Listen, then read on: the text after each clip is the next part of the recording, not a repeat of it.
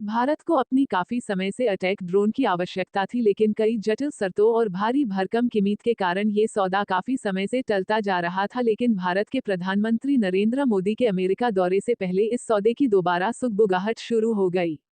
ऐसा माना जा रहा था कि बिडेन प्रशासन प्रधानमंत्री नरेंद्र मोदी की अमेरिका यात्रा से पहले इस सौदे को आगे बढ़ाने के लिए जोर दे रहा था। अमेरिका की इस सौदे के प्रति दिलचस्पी देखते हुए भारत को इस बारे में जल्दी ही निर्णय लेना पड़ा। 15 जून को डिफेंस एक्विजिशन काउंसिल की बैठक में प्रीडेटर ड्रोन के सौदे को मंजूरी दे दी गई। अब निर्धारित प्रक्रिया के द्वारा और मंत्रालय की मंजूरी के बाद अंतिम फैसला सुरक्षा मामलों की कैबिनेट समिति करेगी। बताया जाता है कि इस सौदे पर भारत को 3 बिलियन अमेरिकी डॉलर से अधिक का खर्च आएगा और ये देश की नियंत्रण रेखा और हिंद महासागर के बीच अपने जल सेना के पूरे निगरानी तंत्र को मजबूत बनाएगा। प्रीडेटर को नेक्स्ट जनरेशन ड्रोन कहा जाता है।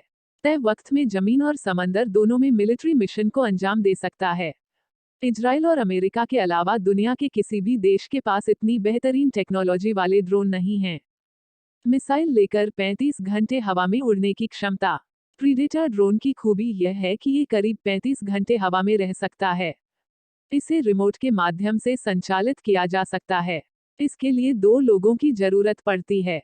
यह एक बार उड़ान भरने के बाद 1900 किलोमीटर क्षेत्र की निगरानी कर सकता है।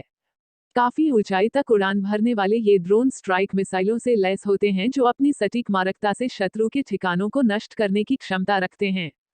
प्रीडेटर 1 घंटे में 482 किलोमीटर उड़ सकता है। इसके पंखों की लंबाई 65 फीट 7 इंच और इसकी ऊंचाई 12 फीट 6 इंच होगी। इस ड्रोन के आने से निस्संदेह भारत की सैन्य ताकत में इजाफा होगा। ये ड्रोन सीमावर्ती क्षेत्रों की निगरानी करने, खतरों का पता लगाने और पहले से संभावित खतरे का पता लगाकर आवश्यक कार्रवाई करने में सक्षम बनाएगा।